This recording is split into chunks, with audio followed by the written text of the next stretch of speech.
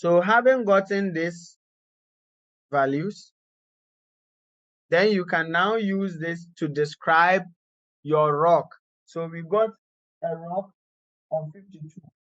So this is where it falls. So you are indirectly telling us that our rock is fair because it is ranging from 41 to 60. And so with 41 to 60, it is fair.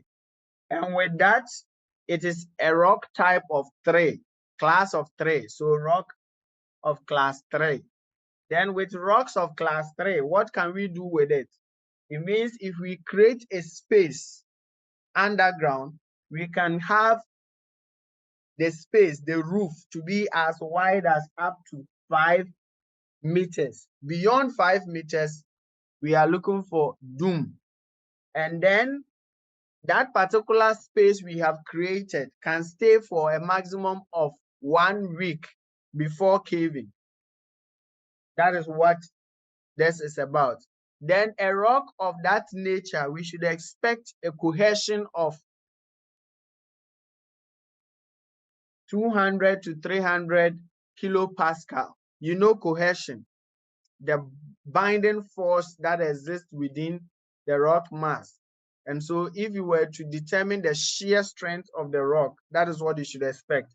Then it has an internal angle of friction of about 25 to 35. Then you have described your rock completely. So that is rock mass rating using the RMI. So another person, another set of individuals, also after taking a very warm cup of tea, or is it Milo, also decided to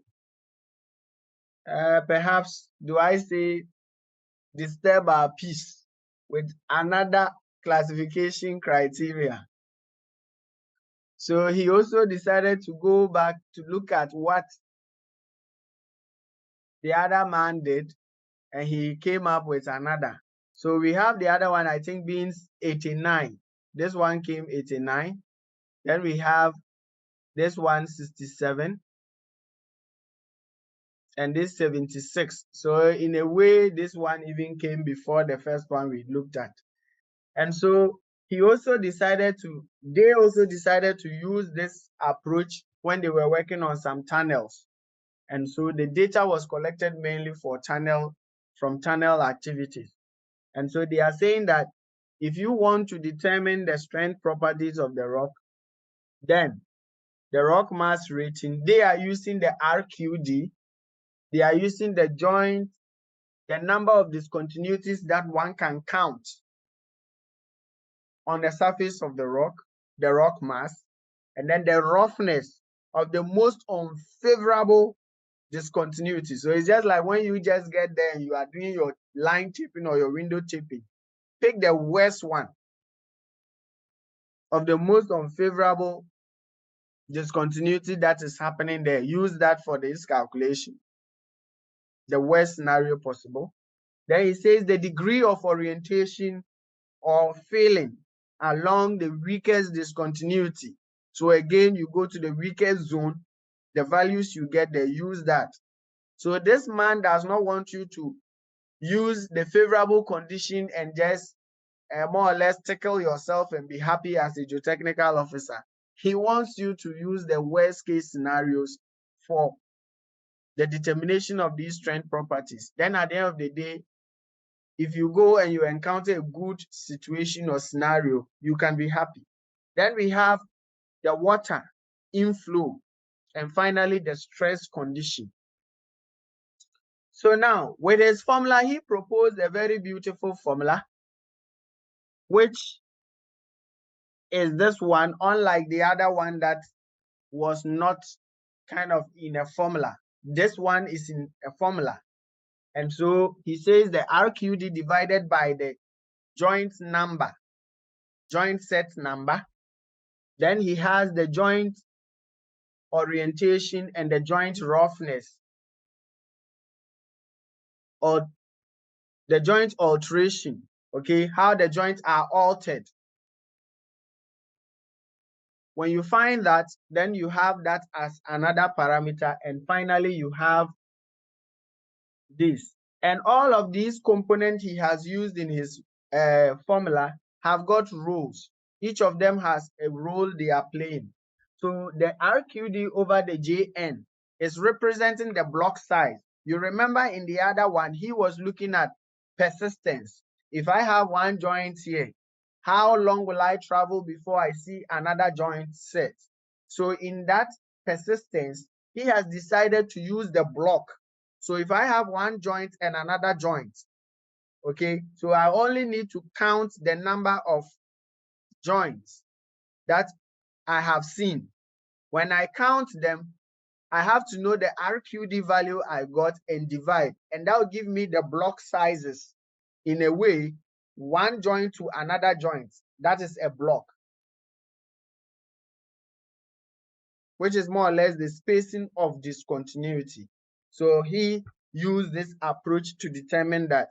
Then he has the interblock shear. You know, if I have one block and another block, they have that tendency of rubbing against each other.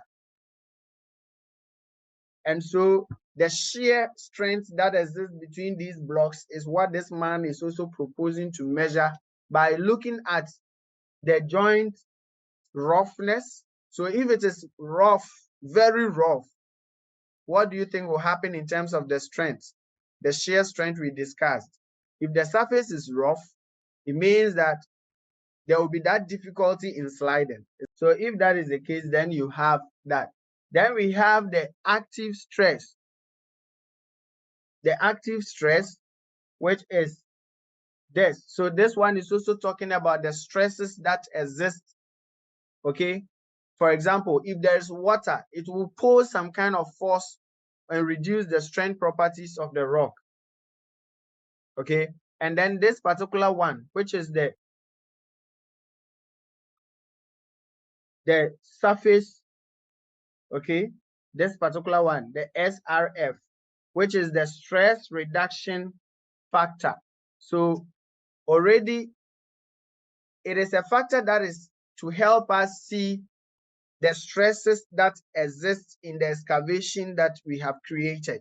And so you having this factor, one factor talking about the block, another factor talking about the shear strength, then you are looking for another factor that will compensate for the stresses that exist within the sample. Then it means you've covered everything in a way, in his opinion, and that is the Q system.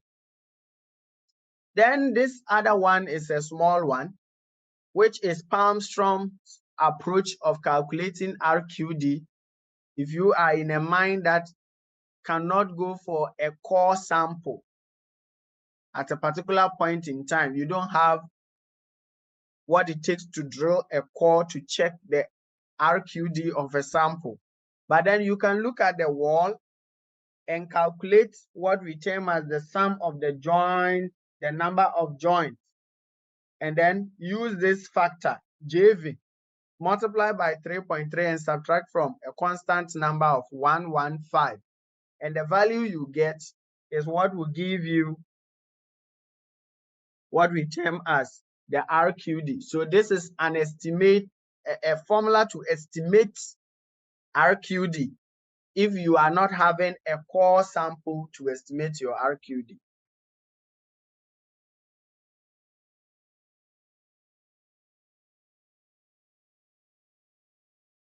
So now the RQD also have got ratings, qualitative values. So you have RQD from less than 25% to 100%, and these are the ratings for them, whether they are very poor or very good. Then we have another form, the rating that Beniewski gave to them.